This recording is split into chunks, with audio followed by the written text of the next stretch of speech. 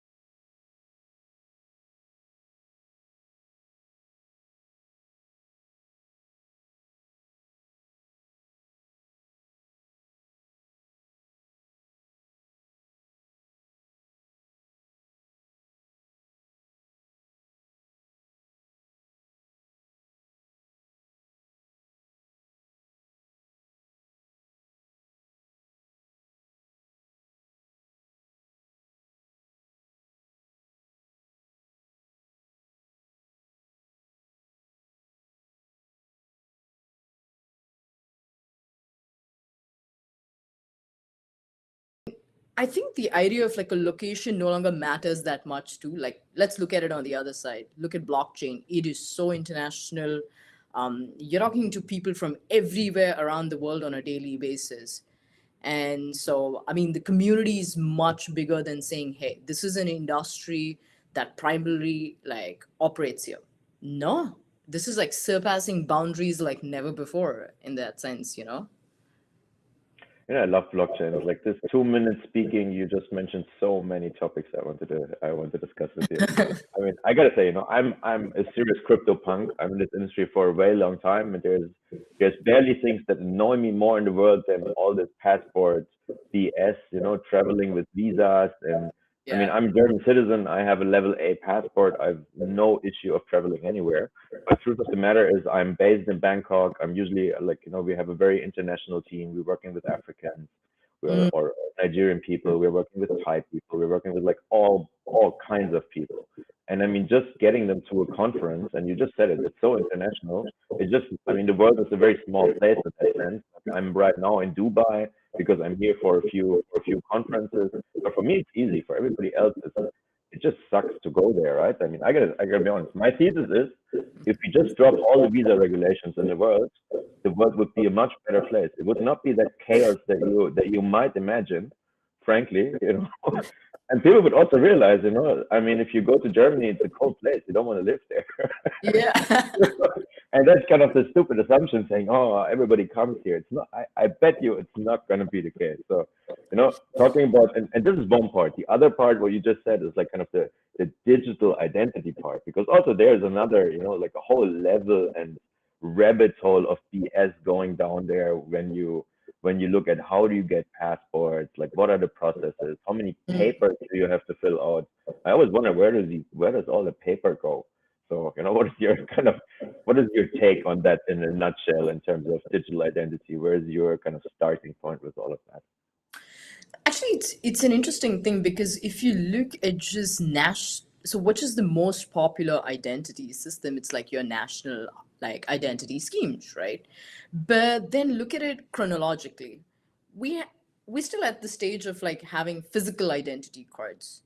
Then somewhere along the line now we've come to like, okay, let's digitize this. Like if you look at the European digital wallet right now, what they're trying to do, there are a couple of companies also trying to like do proof of concepts and MVPs around the idea of like a digital authenticated identity.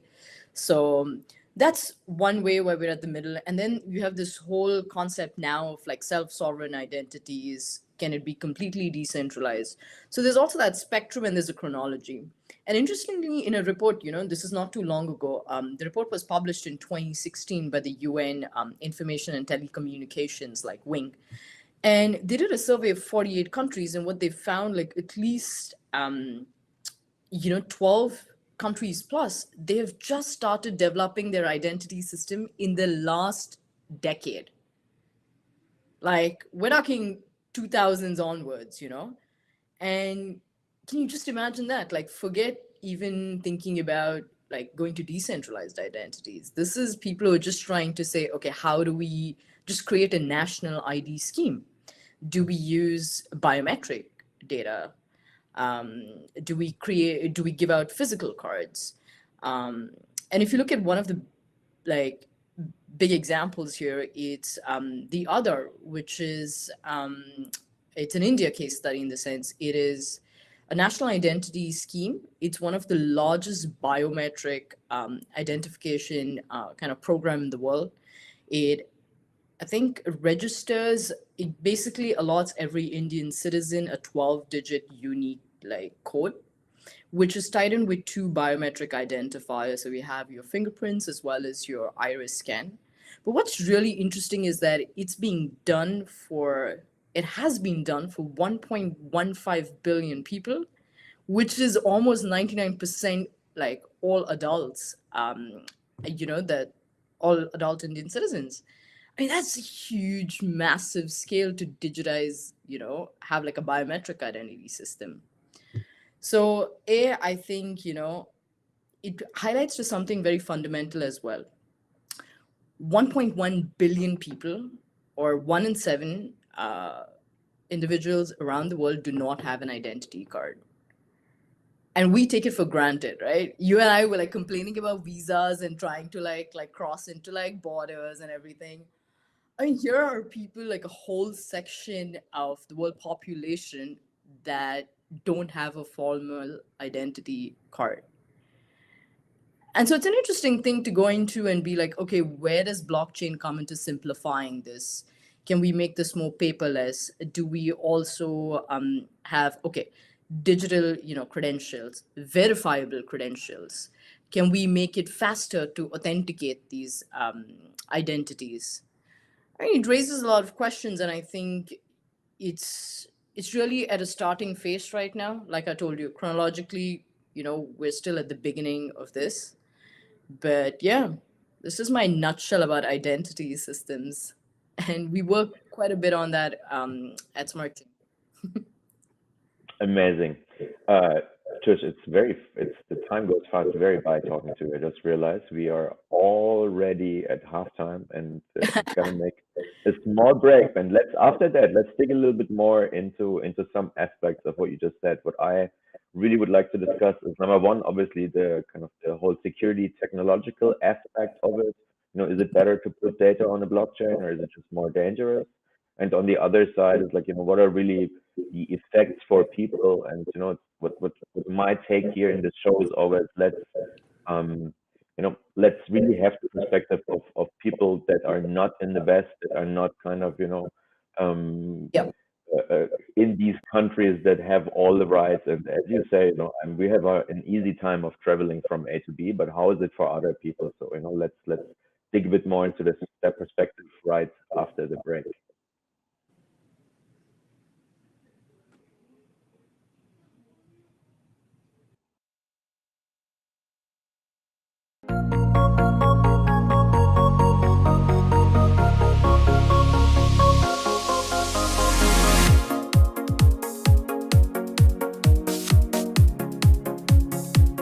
CNETv, the first and leading 24/7 live broadcasting blockchain, cryptocurrency, and fintech TV application. On our mobile app, you have access to our latest news updates ranging from esports, fintech, iGaming, blockchain, cryptocurrency, and artificial intelligence. We bring to you interviews, analyses, cryptocurrencies, market reviews, and live events.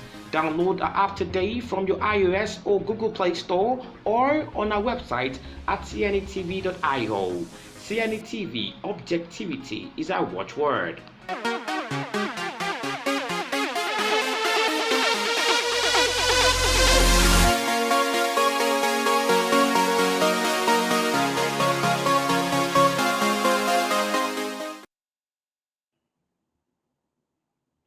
Hello, Trish.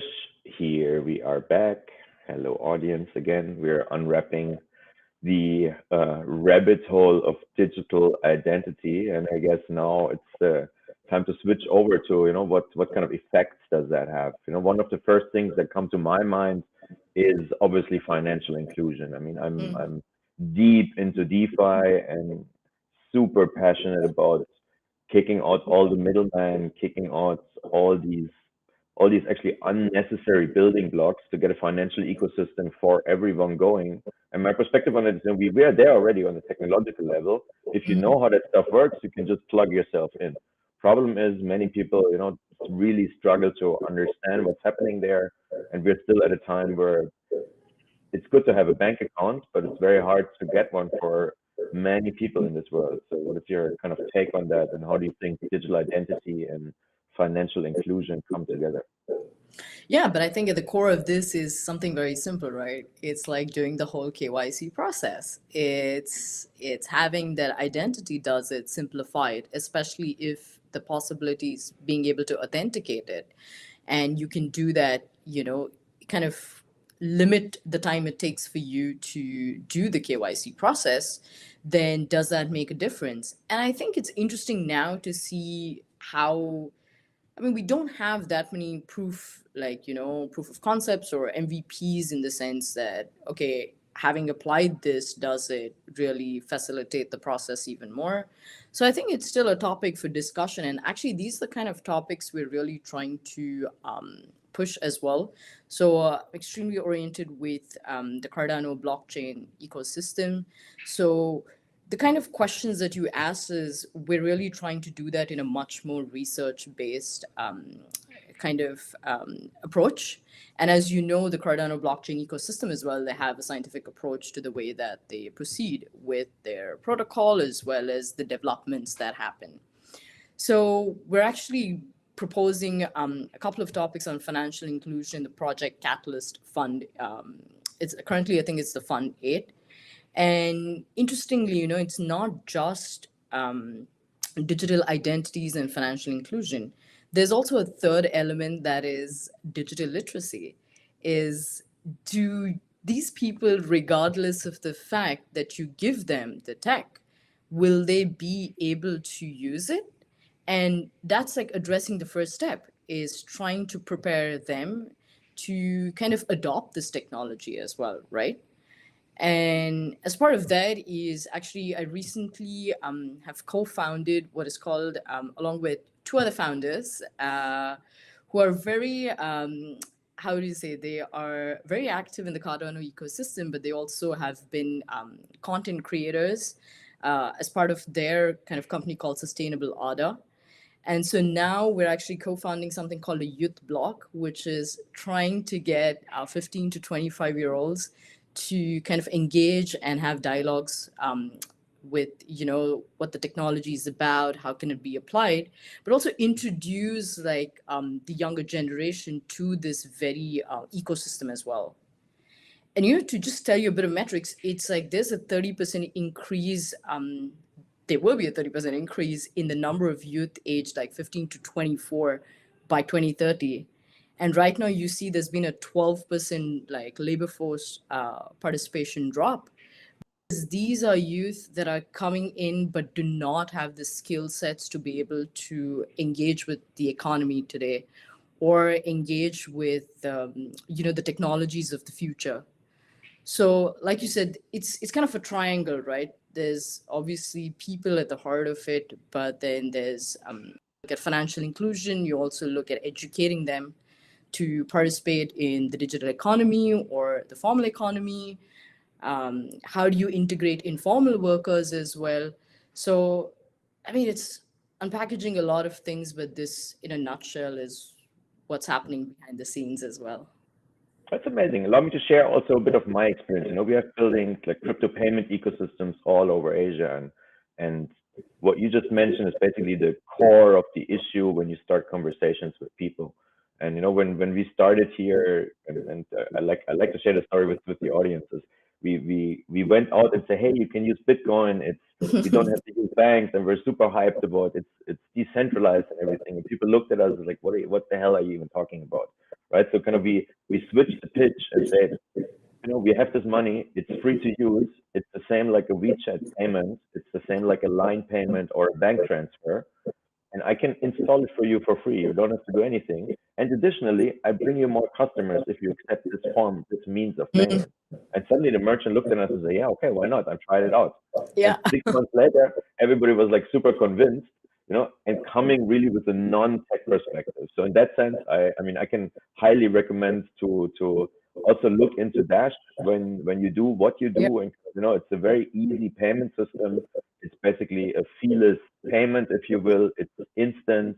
Because we have a zero confirmation protocol that within 1 second you can accept the payment. So it makes it really, really easy. And this is I think a very powerful thing to have. A second thing I want to mention is that you talked about how to get people into blockchain and into everything. But I've just realized, because we have dig deep into the play to earn gaming space, and what I've seen here is that especially in Southeast Asia, we have now, I think we are around 10 to 15 million players generating income through playing crypto games. And it's fascinating. And these are primarily people that have never had any contact with blockchain, with cryptocurrencies. So for them, it was kind of a means to an end to dig themselves into the knowledge. What do I need? Like, how does a MetaMask wallet work in order to play the game that they generate income to pay for food for their family?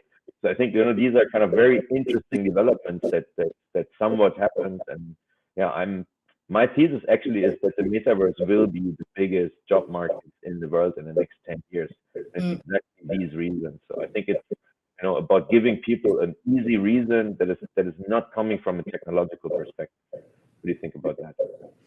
Yeah, and I think it's actually what we're seeing now is I'm also part of a team called Shift, which is like it's an launchpad that aims to like fund, accelerate, as well as like raise funds for a lot of social and environmental projects.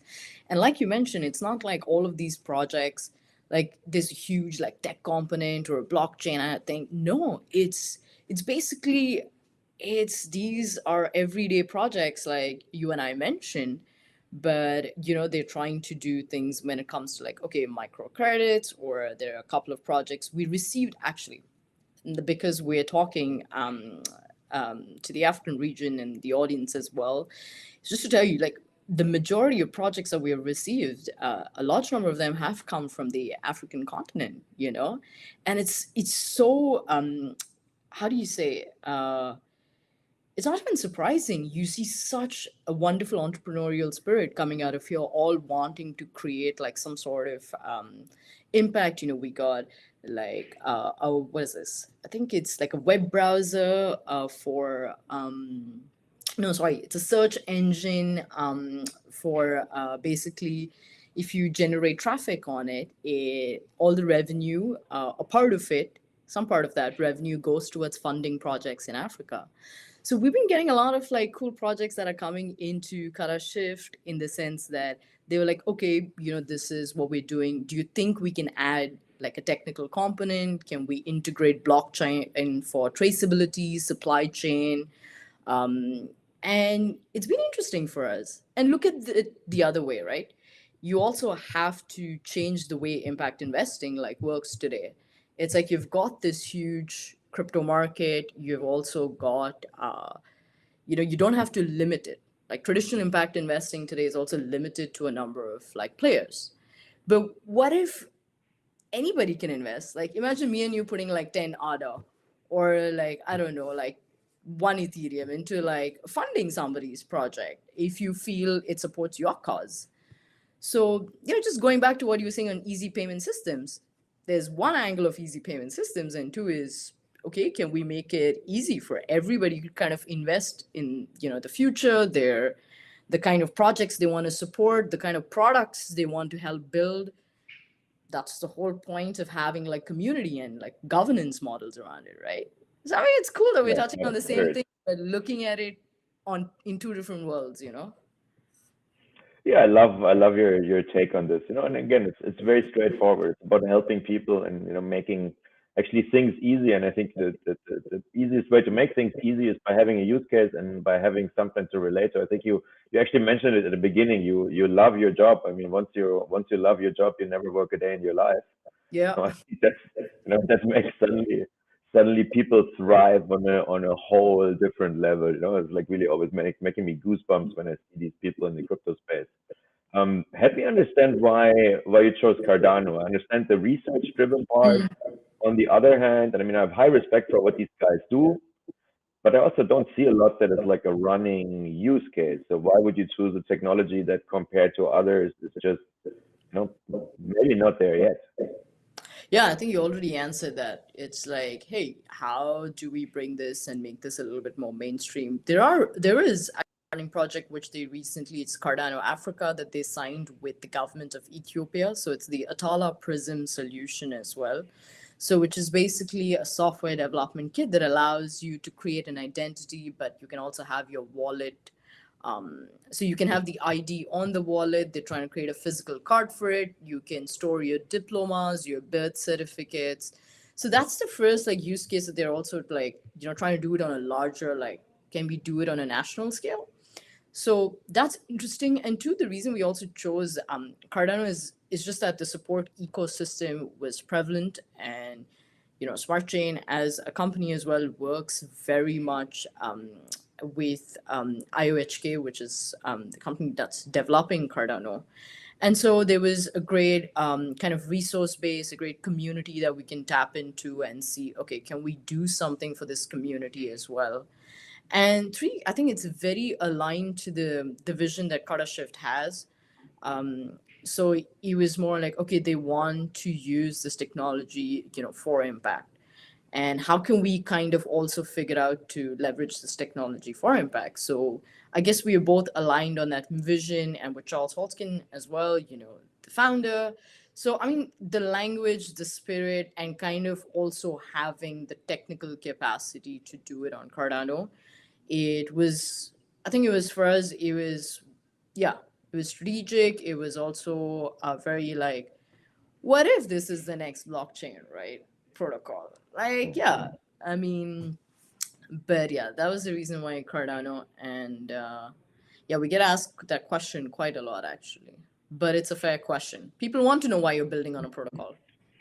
Yeah, I mean, I'm not a maxi in any way. I strongly believe that there's many good systems out there. I strongly believe the future is going to be interoperable. I think there's no way around it. The only thing I would suggest from having done very similar things in Asia is really look into stuff that is already working now. And I can only recommend again. I'm happy to talk even with you after, or maybe explore more options. There's so many plug and play solutions with other things. Dash, Yeah. for example, has not only this payment functionality that is just working. Can plug it in. Again, it's free, instant. So for kind of every payment use case, it's really awesome. But it has also this DAO part in the background. So it's like, I mean, to put it very simple, it's a magic money machine that's printing these crypto assets out of nowhere and distributing it in a very fair and ultra transparent way. Dash is not an organization. There's not a Mm, CEO. There's just different sub Dash funded organizations, right? So everybody in the world can just go into this internet forum and say, here, I have an idea. We want to make an impact project in Africa. This is how much it costs. This is why we are qualified, and this is the yeah. result we're planning to deliver, right? These entrepreneurs you mentioned, they can get funded within 30 days from the day of putting a proposal until the funding. That's like around 10 to 30 days. And it's really massive. We have like kind of driven a lot of these community efforts in Asia, actually in Africa. We had a team in Nigeria, in Mm, Latin America. So, um, my arms are open to explore with yeah. No, I all think we just possibilities. had we just took a different approach to it. Is like it's still a shorter time frame as well, but we also wanted to allow the community to vote for the projects that they wanted to support, like be like an active investor, not just be like, okay, you know what, we found this project. No, but like actually allow them to take part in it and be and kind of try this model of DeFi as well. And also we, I think at Carter Shift, just to tell you, is like it's a combination of three companies with their own expertises. So it's like we have a product startup like studio, which is called Matters, and then Steam is like a company in radical innovation. They're all French based, but it there are different competencies that we're giving in this kind of accelerator. So it's kind of like Y Combinator plus which is the one Kickstarter put together. But yeah, we're trying to do that in blockchain space, but let's see where that takes us. Amazing. I have the highest respect for what you do, Trish. So I'm a big fan already. We're So, almost at the end of our show. Is there anything else or any? We forgot a lot of topics that we actually wanted to touch on, but is there anything that you would like to share with our audience before we wrap it up? no, I absolutely have great admiration for you and the work that you've also been, doing, and I'm sure you're going to continue to do. Like I heard about your metaverse idea as well. So let's pick this up. And I'm gonna pay this forward in the sense that I also have a podcast show in production. Nice.